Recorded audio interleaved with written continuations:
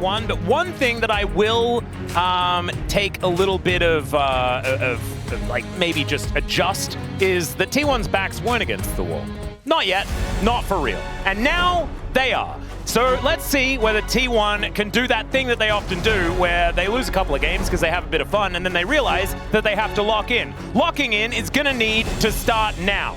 And B&K, let's see what they can do. On the blue side this time around, T1 choosing second pick. So making sure that they can get counter pick and they will be on the red side. We're getting a little bit into Talia territory, right, in terms of mid lane viability. I am curious to see if that pick is going to come through. Vicar also does have quite an eclectic champion pool. We mentioned we love him on the melees, we love him on the aggressive dive picks. He's played Morgana mid. He does what he wants, okay? Indeed. He is a type of player that might have another creative strategy planned and prepared here going into this one. Because one thing seems very clear to me from watching the drafts we've seen.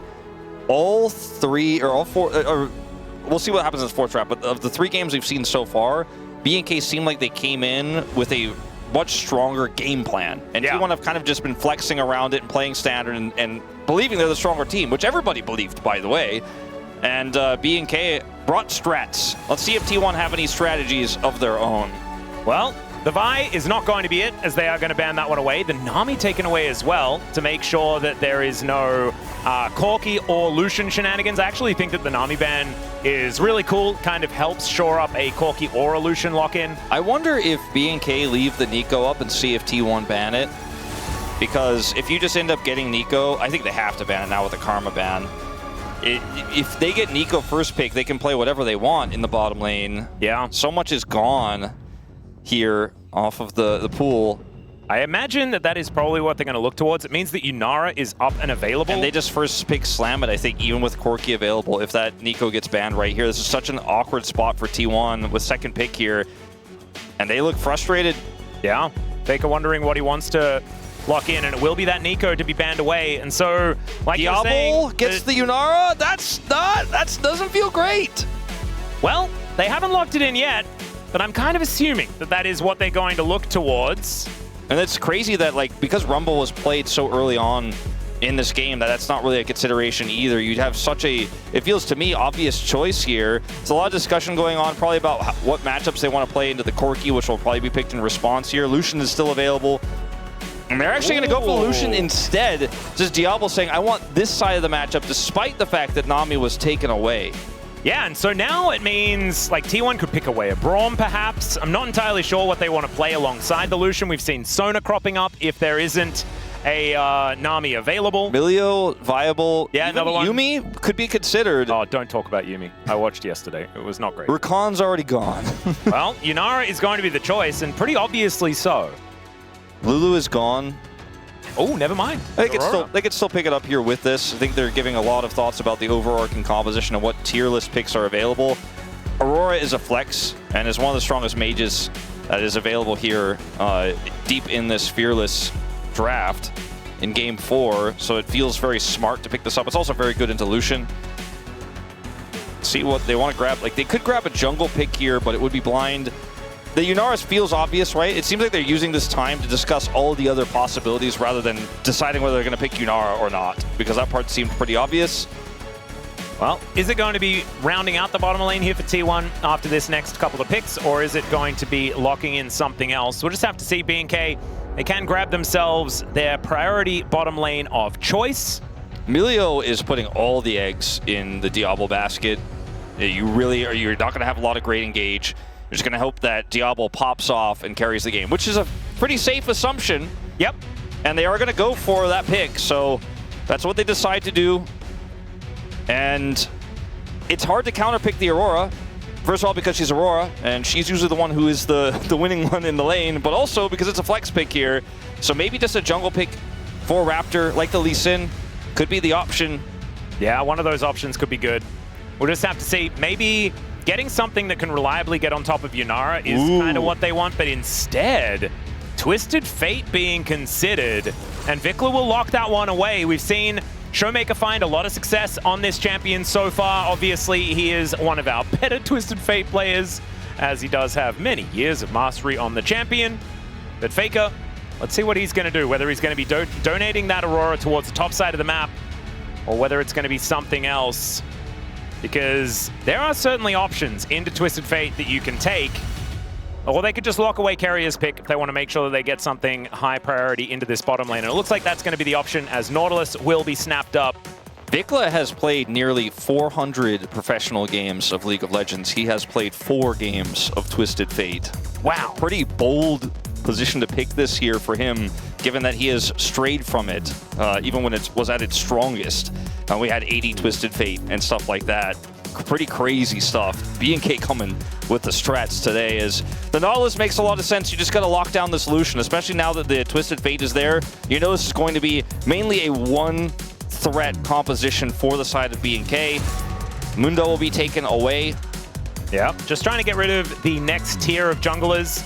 Mundo's certainly there. Lee Sin, definitely one of those. And T1 will have the first choice after we do get out of this banning phase. So Owner will be able to get the first pick of the rest of the litter that are available. I think the Nautilus pick was super smart because if you're T1, you need any way to get on top of this Lucian. Lee Sin was a great ban as well. It's very strong right now, but another one of those picks that can find creative angles. And the Emilio can't really outplay very easily either. Jace taken away now, making it feel like this is going to be a top lane Aurora pick. Yeah, that's what it kind of feels like. And maybe counter pick for Faker could be the thing. Although, picking something into the Twisted Fate that is already being shown could be something to look out for as well. One final ban to come down for BNK. Let's see what that is going to be here. Time is ticking down. They're probably struggling because they're like, there's just not that much engage left. Talia is another thing that could give this Lucian problems and also match the Twisted Fate in rotation. That's a Malphite. That is certainly one way to get on top of this guy. And he's going to lock it in. Malphite has been not all that successful here in the LCK, but thankfully Faker already played Sylas in this series, so they don't need to worry about that one being picked into it. Let's see how BNK are going to round out their draft now, looking for a jungler and a top laner. Unless they do something very weird, but I don't think so. Now that they know they don't have to worry about the Trundle, they might just put Clear on, well, I was going to say Scion duty, but into the Aurora would have been a really tough sell, so they end up giving him the Gnar here. All right, what's it going to be? Raptor thinking about what he wants to play. They could honestly almost even change this draft up completely and go for like Graves or Kindred and just add some extra damage and protect this Lucian further and deal with the Malphite. Says it's going to be Trundle, which is great into Malphite as well. Was a little bit buffed on this patch as well, and so just a few extra numbers here and there. So the Trundle feeling all right, and you can also just strip the resistances of the Malphite. He ults his way in and gets subjugated and dies. Is kind of what it's going to look like. However, the Wombo is going to be the problem, right? Carrier and Owner, if they're working together effectively, which is how they've won a lot of world championships in a row, that is going to be the aim of the game. Plus, there's a counter-strike layered on top. That's a statement from Doran right there. You know, Keen was the only one who's really said, I like the Jackson Gnar matchup, but most people have considered this Gnar to be a strong counter pick. And Doran is essentially saying, I can handle that because it will be worth it to have another threat. We saw already with Rich pulling this off with the Malphite ultimate to set it up. Counter-Strike plus Malphite ult onto multiple people could be massive. But in this draft, you really only need to hit the Lucian. That's the main target. That is the main goal here. And T1 have all of the tools to kill Diablo that you could ever ask for in a draft this deep into Fearless. Sure, the early game is going to be a little bit scary for the Jax. It's a little bit volatile. If Doran makes a mistake, he can mess it up. But his Counter-Strike value into this composition will also be massive because he can, of course, just ignore gold cards and can otherwise absorb all of that Lucian damage during Counter-Strike.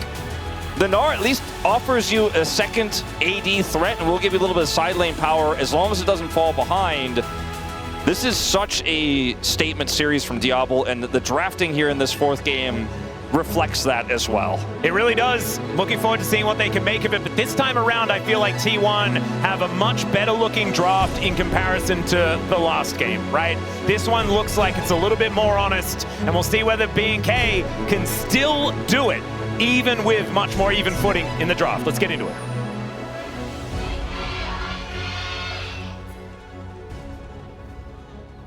미니언들이 생성되었습니다. All right, we didn't have the shriek in the fan chants for BNK this time around. We'll just have to see whether they lose because that wasn't there, or whether it is not actually a factor. Atlas is looking at the stats. Yeah, that's the stats that I care about. As Vicar finds a red card. There we go. Shout out to Reginald. You love to see it. Oh, that's a deep cut. It's been a while. That's right. All right, Raptors just said we're going to start up some vertical jungling right away. He is just going to eat rock. That is what he's thinking about doing. Malphite? Whether he can make Owner's life bad. Was nerfed a little bit. You know, at the very beginning of this season, he was a lot stronger, as we're going to see a little bit of a trade here. But I think that messing up the pathing of the Malphite and just kind of slowing him down a little bit can be really strong, especially because Malphite... The thing about Malphite in the jungle, one of his biggest weaknesses is he doesn't want to interact with the other jungler most of the time ever at all, because he kind of just doesn't do anything, and Raptor will be happy to continue to fight with him.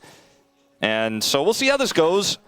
I do agree that I think T1 have a slightly stronger draft here. They have the right tools to kill Diablo, and that's the whole name of the game here. And this is one of the better Malphite drafts that we've seen, because I think, for me, I was kind of low on Malphite earlier this year because a lot of time he was the only engage, or the only primary way to set up. In this game, he has a Nautilus to press R to make sure he guarantees gets it, and then a Jax to follow up, and an Aurora to set up the slow so the Nautilus can get into position to press R, etc., etc. So I think T1 really have quite a strong Malphite draft. Yeah. And now you can see Owner is forced to move towards BNK's side of the map. He is going to head over and look to try and clear out their blue side. But that means vertical jungling, and the bottom lane will be completely isolated. Raptor rotating around to try and find the rock. That is all he cares about in this game, as Vicar finding a lot of damage onto Vicar. It looks like Owner has successfully been able to get himself this blue buff, and Raptor caught happy feeding just a little bit here. Wanted to double check to make sure that Owner wasn't taking his bottom side, and he indeed wasn't. He headed straight towards the top lane. And because Doran's doing so well in this early matchup here into clear, and Faker is crushing the mid lane, Owner is really under no threat. He can actually do this quite freely, and nothing will happen. There will be no punish. There will be no rotation over from either Prio or Soul Lane, because they don't have Prio. Yeah, so Mega Fire Kick comes in here onto Paze, stops any follow-up after Carrier gets in, and that double tap doing a fair bit of work there. Diablo is ready to play the game. Oh, yeah. He has got plenty of warm hugs here from Kellen. Melio's abilities are just the best. Give him a warm hug so he can massacre the enemy at high range. And I really like that Breath of Life it's the ultimate ability. And now that Aurelion Soul has changed, he doesn't have Breath of Light anymore. And so at least it's kind of similar. There you go. You get to, as a play-by-play, I get to say that name, like, kind of still. All right, Owner going to get discovered here by Raptor. That's kind of what Raptor has really liked here, as Kellen taking way too much damage towards the bottom lane, lit on fire, and the flash over the Mega Fire Kick is kind of crazy from Paze. Diablo still able to offer damage back, but they do get all of the summoners out of Kellen. Yeah, this can backfire, because Diablo has both sums, and it's a 3v3 now here in the jungle. Rock. See? Told you he wanted to eat the rock as Paze. Yeah. He just gets flashed on because his flash was down. That was not a favorable looking trade. for another one, but it's going to let Carrier live for the moment. It was not a favorable trade, unfortunately, for the bottom duo there of T1. Diablo has his flash, has his barrier, knows he can follow up on the play. And every single time Carrier steps up and looks for a hook, you've seen Diablo's positioning. He's like, oh, well, I shoot the 80 carry. Yes. And my support is going to help me do that. And I don't even care if Kellen dies. I'm going to get the favorable trade. So watching it, it was a really cool flash play from from Paze. But unfortunately, it doesn't result in the kill. So that's a problem, because now he doesn't have it. Diablo's also at full health because all of Paze's Q was used on Kellen. Doesn't have Q anymore. Has to stack it back up. Doesn't have flash. And this over the wall from Kellen sets it up. It's beautiful. And then Diablo knows that he can invest his flash in order to grab that kill. Raptor is fighting the rock on the top side of the map. And so therefore, on the upper side of the map, he wasn't on the top side. He was in the bottom lane, but still. Too far away, as now Vicar fighting against Faker here momentarily. Stacks up the deck, but unfortunately just has to walk away. And Faker now hits level 6, so does Vicar. We'll see where the gate is going to be going, as Cannon denied here by BNK. It has been a little bit of a bottom lane problem for T1. Diablo is having the series of his life right now. And really, we know this guy is an incredible player, but they haven't quite reached the we can take down T1 in a best-of-5 level of height. Exactly. It hasn't been to the level of, let me prove it against like the defending world champions. And not obviously the defending world champion AD carry in this scenario, because Pays has slotted into Guma's spot, but he is absolutely having the series of his life, and they're drafting for him too in this one. Like, you know, this is BNK saying, we trust this guy, he's young, he's not that experienced just yet, hasn't played too many big best of fives like this. But we know that he is just not going to get nervous, he's not going to choke, he's going to perform. And outplays Pays and Carrier there in the bottom side. Yeah, does so beautifully. And this was first pick, right? You love to see a first pick pay off. Manages to get that, that first blood. So all of that extra money to the tune of about 600 in the lead. 10 CS up as well. So Diablo's very scary. And we do have a rock down here once again. Ona has just hit level 6 as well. And Raptor is nowhere in the vicinity. So a possible option here as they do turn off the lights, but there is a ward still here. And so BNK, they will get some advanced warning of the rock moving over. Kellen spots him. There is the flash, but they catch the dash. There's the hook from Carrier. And Diablo, he survives for a long time, but will be taken out. There's the T1 answer. Yeah, no flash for Diablo after the previous play. And a bit of a caster curse, perhaps, but not really on Diablo. A good prediction from Owner on the dash. And he dashes essentially right into the waiting arms of the Malphite. Yeah, beautifully played there from T1. Now, Carrier does pick up the kill. So it's not as good as it could have been here for T1, but it is pretty massive to get Pays back on footing of some sort, you know, back on, I don't want to say even footing, but he's no longer massively behind in CS. So it's a successful gank this time around, as one of the only real counterplays to Malphite Ultimate is reacting quickly and pressing flash in situations like this. Owner predicts the dash, but also knows that Kellen can't help, and there's also a Nautilus there. So even if he doesn't dash there, he dies, right? Yeah. So it's kind of checkmate in this scenario. And no level 6 or anything like that for Kellen, and I don't think that would have helped either, because knockups are not really that affected from the cleanse. So Vicar continuing to get harassed here by Faker in this mid lane, but he is kind of cheating, right? So he is going to be developing plenty of money on this Twisted Fate, moving towards his Rod of Ages as soon as he can. Faker is doing a lot of work, though, as we can see here. He may have actually just lost a cannon as Diablo, he's angry. Going to throw out that culling, gives Carrier a bit of a back massage. Pretty difficult to dive here. Overgrowth going to be taken down. Here's the gate to come on through as Vicar right underneath the turret. Will get knocked up as Pays is going to be the target, but he takes a long time to kill. Raptor just tanks it up. And he will be A-OK. Wildcard's not enough to take down Carrier, and the Rock is moving in. Faker there as well. Walks over control vision as Diablo is still trying to get more kills. As Faker goes between worlds, but immediately he's CC'd. Carrier gets the Titan's Wrath as there's the ulti from Ona, but the flash out from Diablo's fantastic. Still, he's going to go down, and down goes the Troll as well. T1! They are looking for some silver scrapes, and if they keep playing like this, they may find him. Yeah, still, though, I mean, it's not that bad for BNK. At the end of the day, they end up getting the kill onto Pays. And, I mean, Vicar, that's a little awkward cutaway. I heard a flash. Yeah, was that a flash gold card? Yeah, we're going to see that in live. Vicar just grabs a solo bolo. Oh my god, Atlas, that was... All right, so I guess it's not that even. Sorry, not that T1 favored. It's in fact a pretty even trade. Because it was a fairly even trade at the start of this. And then Diablo, he just can't help himself. I mean, that's why he's so good, but also maybe just play it slower. He wanted to avoid getting hit by the edge of this, but then he's like, oh, maybe I'm going to die no matter what. I want to go for Carrier. Still flashes the ultimate, by the way, because he's a psycho. Yeah. I'm not 100% sure about that flash from Kellen to try to get in there and give him a heal, but... ultimately, I like the idea. Yeah, the gusto was real. Flash gold card means he knows he has the extra damage. Qs, hits the auto. And needed that sidestep. If he doesn't get that sidestep, then they both die. Or just he dies and looks very silly. So Vicar living life on the edge, but it's going to pay off here. 2-0-0 for the Twisted Fate. Means that he gets his Rod of Ages completed very early. Exactly. After that kill, he can just buy it on the back. And now he's going to be building it early. He's a level up on Faker. And does manage to get that gold card as well, so gets himself to a safe range. Okay. He just says, Faker, if you want to trade with me, you're going to lose those minions. And Faker does, in fact, lose those minions. He acquiesced. I'm trying to look at this game state and really quantify who's ahead. I think the game is incredibly even because Yes, the lead was there for Diablo. Obviously, the lead for Vicar is somewhat based on his passive, but he has 2 kills. Doesn't necessarily mean he can take over the game on Twisted Fate. So T1 still feeling pretty fine in this game if they can make a play here bottom side, but... Oh yeah, if Raptor's here, it's still a scary time as Vicar tries to go between the worlds and Vicar just stands still. He's just got so much health with this Rod of Ages already done, and Vicar just has to get out of there. Thankfully he survives, but that means full wave control over to Vicar. 6 seconds on the Destiny. I mean, Vicar might have been able to, if Malphite wasn't nearby, use his heal to chase down and get that kill. Obviously, Owner was nearby on the bottom side scuffle, so he does not commit to it, but still gets a lot of extra value here.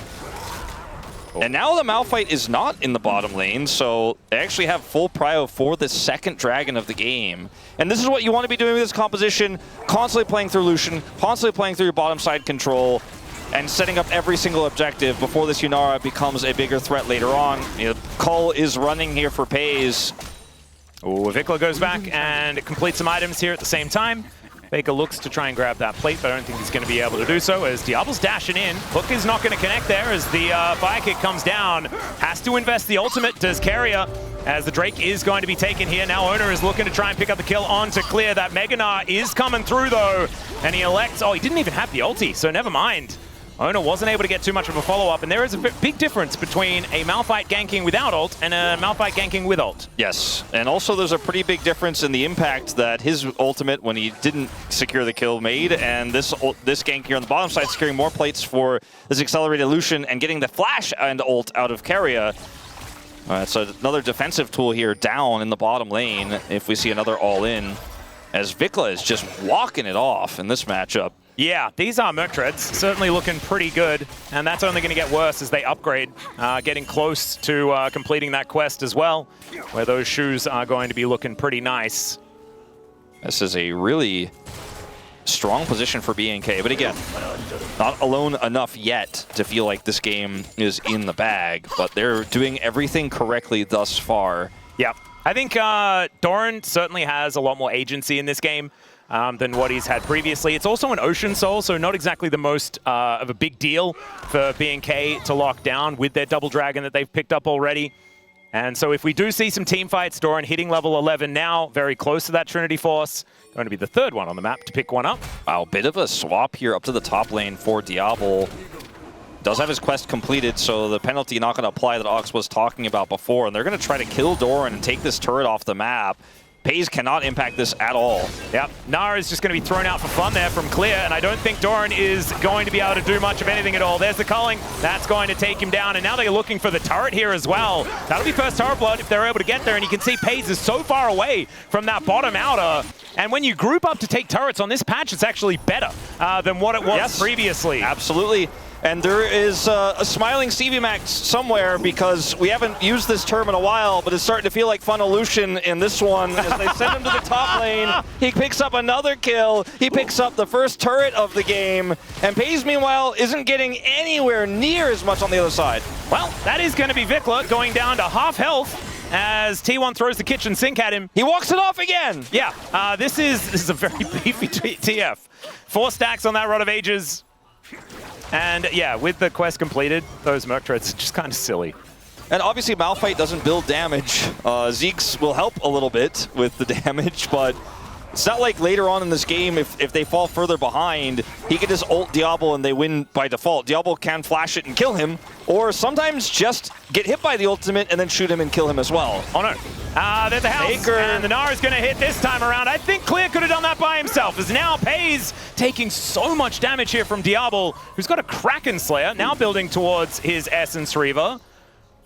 This Lucian is getting very frightening as the fire kicks are coming on through. Pays going to get interrupted as Raptor comes on over to clear out vision.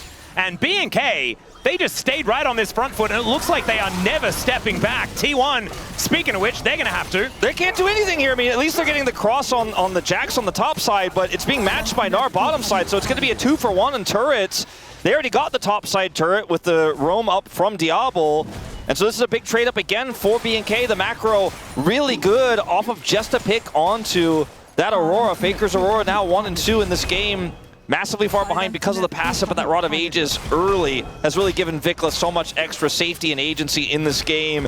And it's a silent GGT Glow Park right now, because I think on one side the T1 fans are not happy with how this series has gone. On the other side, the BNK fans aren't going to call it over until it's over. Not daring to dream just yet. But it is, I mean, dead silent in here. Like when we saw that kill on the Faker, it felt like I was in a library. Yes.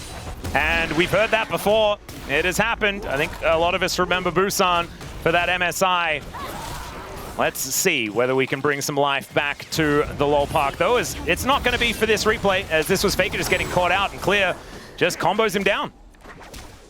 This is a really, really great series, draft-wise, strategy-wise here for BNK, but it's backed up by phenomenal performances across the board. I think the way they played out this game as well, with the Trundle into Malphite and the fact that Raptor immediately starts counter jungle against Doran, dives on top of Vicar, and now this pillar is being very annoying. Raptor turns up at perfect time. Good leap strike to get Doran out of there, but he does have to invest it. Ulti now on cooldown as well. And BNK are like, yeah, Dragon's up. Don't care about that. It's Ocean Dragon. I already got the 2 real ones. I'm going to drop my Herald on your top inner and maybe even going to crash on your inhibitor turret. Oh my goodness. That's going to be a charge onto the inhib, as now Raptor is just walking back down towards this dragon as well, and Ona, he can't start that one up. Doran is down here, just trying to mop up the mess in the top lane. As Raptor moves in, Keria is there with Paze, but the hook is going to go wide. Fire kick comes on through as well, but it is Raptor taking a lot of damage. Now the subjugate comes on through, and they turn onto Vicar. He goes between worlds, getting comboed down and will be taken out. It takes a while, but he eventually does go down as now Doran gets into the mix. Raptor looking a little worse for wear, but stays alive for the moment, and now the pillar is in. There's the counter strike. They land on top of Kellen, but he is not the primary target, and Clear getting into that backline. Down goes Paze, and without the Inara, there is so much damage missing, and now it's Diablo's turn as he flashes out of the counter-strike, and Faker is going to get mopped up as well. It should be a triple as he dashes after Faker to pick it up, and I think BNK cannot be stopped. I think they might have just punched their ticket, Atlas. Unreal! No one predicting this team to win it. No one predicting this would go even 5 in T1's win. And we're on the brink. We are on the precipice of this team pulling it off. And this fight here for T1 initially looks like it's great because they're able to collapse on the Vikla when he comes in here and baits them. But look at Clear on the angle. His Narbar timing perfect. And he doesn't just blow it early. He waits for his opportunity as Diablo slowly closes the gap here. They have perfect positioning so Diablo cannot be engaged on. So much was used on the Twisted Fate that Diablo has the extra agency. Doran ignored, and then the Gnar comes through. Clear gets into the backline here. Paze is deleted. He does not have his item spike yet. He cannot carry this fight alone. And Vikla, this time he dies, but it's worth. And Raptor's passive got him so much help in that fight. He went down to so little, and then Keria dies. He gets the King's Tribute, and you get the big round of applause from Vikla. He was watching that fight. His sacrifice was valid. And I think after this, it's looking like Vikla's TF win rate might be in the positives. It was 50-50 before.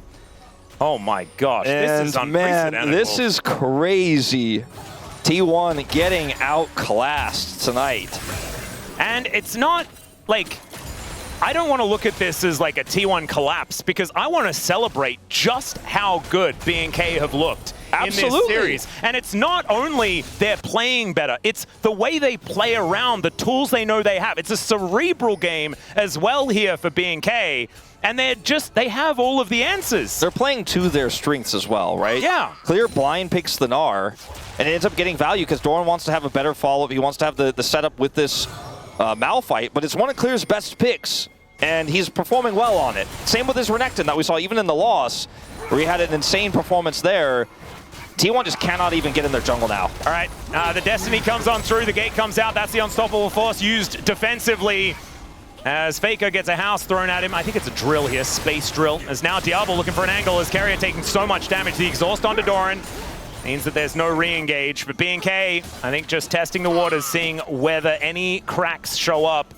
And T1 are going to be forced to back away. Crystalline Overgrowth goes pop, and BNK look to try and take down this inner turret as well. Once again, we have bounties on the map. And we were talking about backs against the wall. T1 are in the wall now. They're looking like Han Solo and Carbonite right now. It's either that or it's Homer Simpson, like inside the hedge.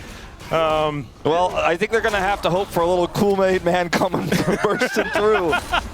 if they're going to come back in this one. And I apologize for the humor, but right now this game looks like it is over, and it looks like it has been over since that last Dragon fight. And it's 2 minutes to go until the next one here, but BNK have their eyes around Baron Vision. And this is a very, very strong Diablo setup here. Two items for Pays, but there are just so many different reasons why it's hard for him to pop off in this game, because his other parts of this composition have fallen so far behind that he doesn't have the engaged frontline he was hoping for anymore. Yeah, not to mention the fact that Diablo is just dashing up to him and trying to kill him by himself every single fight. Like, this guy has absolutely no fear, and he will continue to do so. I feel like Kellen has found the perfect AD carry for him. Yes. Because Kellen has always been a babysitter support, right? A lot of the reasons why we were critical of Kellen is that he wasn't quite as able to start fights. Well, you don't need to start fights. Diablo will stop them. He is the enchanter guy. We have said this about Kellen a lot. You know, his Renata wasn't about his handshakes, okay? It was about his positioning, his bailout timings, stuff like that, that we really, you know, were championing when it was his best champion, right? And we were like, maybe it's his only champion for a little while. But he has really evolved, and he's looking better on engaged supports too this season as well. Absolutely. But I do think you have a really strong point here, because if he trusts Diablo and he's just going to play support and not be the guy who goes in, he's the guy who allows his AD carry to go in, it's a match made in heaven. And right now, the gates are opening as Rapid Fire Cannon is done for Vikla. These item spikes are absolutely ridiculous for BNK. 3 items on Vikla. They're all very important. Those gold cards can hit from a really long way away, and with that Lich Bane, they do really hurt. And Diablo, he's got 3 done, so they're looking for this. There is the engage from Ono, though. They're looking to try and get on top of Diablo, but with Kellen, he survives for such a long time, but finally, he's taken down the flash from Raptor, though. No AD carries left on the Rift, but Vikla is in melee range with Ono and Doran, and it's now Doran's turn to go insane. Still, he's able to get himself out of there. A 1-for-1 as both of the ADs are just gone. Yeah, this was the best possible scenario for T1 in terms of the engage. Unfortunately, Pays was taken out by a quick, snappy reaction there by BNK, and now challenging for this Dragon is just not realistic, I think, for T1, as Doran might actually also be in trouble here as Clear gets his Narbar. House won't connect, but TP has to be committed, and Raptor is just soloing this. I think this is just Ocean Soul over to BNK. Yeah, and Ocean Soul actually kind of insane on a Trundle who just likes to have his health bar bounce around. With the we're going to need a lot more Executioner's Callings than just the one on Pays, I think, as the healing is just going to be a little bit nuts. Diablo is obviously very far up, so Owner finds a great angle here. It does have a Spirit Visage as well. This is a really nice angle from Owner, but the follow-up from Pays unfortunately puts him in harm's way. And Raptor has Flash, so he can follow on him. If Raptor doesn't have Flash there and Pays actually gets away, he kills Raptor, and they probably end up getting way more than that. Clear was not even here, by the way, for the initial part of this fight. Yep, and now Keria is dealing with a culling, and that is a back massage that he does not like to see. Another Unstoppable Force comes down, but where's the follow-up? Faker does find it here, and Diablo is going to get taken out. Doran now going to dive in on top of Raptor, who's looking so difficult to kill, especially with Kellen alongside the flash from Clear, but he doesn't find the Gnar angle, and now a gold card comes in. They're looking to try and stop Doran, and there is the Gnar finally, but it's just not going to do enough, as Kellen cannot keep all of his carries alive, especially with Diablo on the floor. Still, Clear is there. He hits Mini Gnar. He's like, I'm the AD carry now, and I guess he is. The wallets are so heavy that these fights that shouldn't be winnable for this comp anymore, or shouldn't be winnable for this comp at this late in the game with this much of a lead, are still kind of playable, because Clear, like you said, is a secondary AD carry threat here. But I gotta say, 2 times in a row is too many, because now we're looking at a world where if this happens a 3rd time and T1 actually get a more direct punish, there's a way back into this game. And I think for BNK, you're still in a very favorable spot, but remember, we said this solution is the damage. He is the one. Yeah. And so you cannot be losing him initially, and the fact that Owner's found 2 of these angles in a row means it could be a 3rd. Now BNK going to start the Baron and look for a potential turn as T1 rush over. Heavy lifting here from Clear. Hysterix procs here in the end of this fight. So you can see T1 watch on.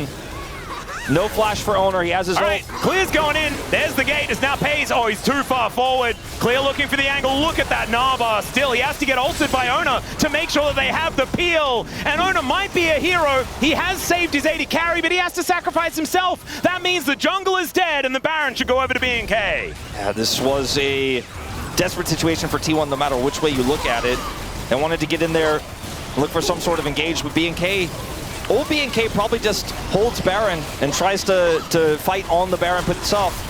Modern BNK says, no, we're going to actually play around the pit. We're going to put our Gnar, still build his Gnar bar on the outside of the pit, drop Baron, and look for the fight away from the Baron. Don't give T1 the opportunity. The evolution of this squad moving into this year is definitely felt, and Owner's sacrifice here is enough to save the rest of his teammates, but the Baron will go over to BNK, who pushed their lead up to 7,500. Is Edo just like the greatest coach of all time if they somehow manage to win the LCK Cup, Wolf? He was the greatest kart rider coach. See what I'm saying? Like, maybe just everything he touches turns to gold. And like, this is the same roster. Like, it's absolutely absurd. As, yep, the library continues here. As Doran, he's going to get pillared momentarily. Vicar looks to try and find a gold card, but Doran gets himself out of there. He's going to be okay for the moment. Problem is, does not really change the state of this game. This large minion wave. What the heck was that damage? Pretty unreal. That's a Lich Bane proc with some crystalline overgrowth, I guess. There's that tower just dies. There's no TP for Faker. There's no TP for Doran. There's only one ward they could use to try to flank anyways. They just have to wait this out, but it's 2 more minutes. This should be the beginning of the end, barring a huge mistake. Some miracle flash ult from Owner onto Diablo with follow-up. They're just going to play it slow. They're going to play it safe, and T1 fans pray they make that error.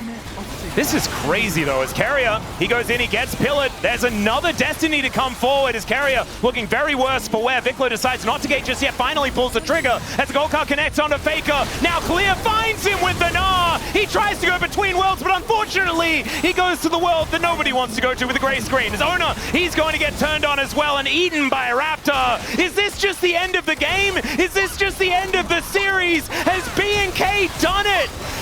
It was only 3 best of 5s between these organizations, and B&K are going to even that scoreline as there's the flash onto the fountain, obviously, there from Diablo and B&K Fear X. They will be going to Hong Kong, and they are going up against Gen G for that first seed position. And where we are here now in playoffs. Yeah, having a look here at the final fight. T1 circling the drain. Remember, the only objective they got this game was 1 outer turret. That was literally it. This was an absolute clobbering from B&K in this final game of the series. And we say statement game quite a lot. I feel like we throw it around. This was the definition of a statement game. I just don't even know if B&K will ever have a best of 5 like this ever again, is how I feel right now. But I also kind of hope they do, because they look so good when they play like this. Give me a 5-game banger against Gen G as they try and get revenge against Ryu, who left them, right? Edo's like, I have all of these superstars that you left on the table. You went for the shiny, cool things that do a lot of winning, but I can win with Talk about revenge. T1 now will likely have to face this team to go to the finals if they make that run through the lower bracket, and assuming Gen G beats B&K, that matchup already, and we're speculating that'll be the case. I think it's the most likely. Sounds epic. Imagine T1 trying to win another best of 5 against this team after the disaster that stopped them into lower. Raptor, the Justice Man voters win. There we go. I think this is a fantastic choice. I think this guy looked so incredibly good in this series. Even the Jarvan had some good moments, although they